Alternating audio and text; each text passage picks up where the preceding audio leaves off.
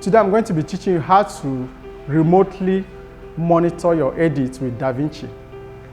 This you can see on my phone here is being monitored. If I click here, whatever is playing on the system, on the screen, is also playing on my phone.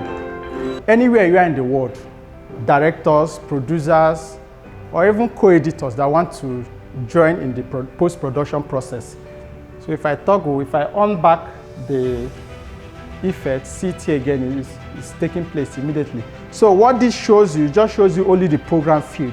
It doesn't show you the interface, it just shows you only the program field so that you'll be able to monitor it. It's best on iPad if you have an iPad or a very bigger device that at least you can see the colors and the details. This is a new tool by DaVinci Resolve.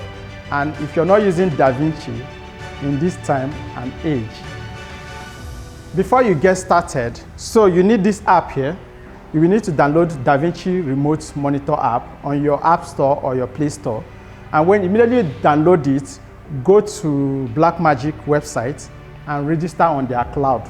It's a free, register a new account, free. They are not charging you. Then you open this app here and log in that cloud. Once you log in, then come to your DaVinci here. On DaVinci, you go straight to Workspace and you scroll down, you will see Remote Monitoring. Click on Remote Monitoring. So immediately click on Remote Monitoring, it will open. So depending on your internet speed, because it uses internet, you can change it to any codec. This is 8-bit. Always use 8-bit because it's easier to stream. Because what this is doing is streaming your app on the phone. So you need internet, you need to stream it. So most time, 8-bit is better. Don't stream on 10-bit unless you're using 5G network. So put it on 8-bit on the codec. Then on your bit rate, default setting is 10. So you can always reduce your bit rate to even 2. So this bit rate I left mine on 6 so that the quality I'm monitoring is at least good. Then after that, you just click on Start Section. Then if you start session and on the phone is still not showing properly, it's lagging, you can reduce the bit rate to 3 or 4. So I'm going to leave it this way, then I click Start Monitoring and we'll see what happens. So when you click Start Monitoring, it creates a code. On the screen, you will see it here, it generates a code. So what are you going to, and it's showing here is session participants, nobody yet.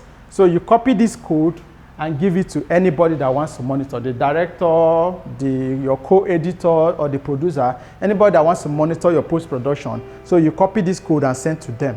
So I want to copy this code now and paste this new code that I just copied. So now click Join. So immediately you click Join, you wait for it. It's booting and it's live.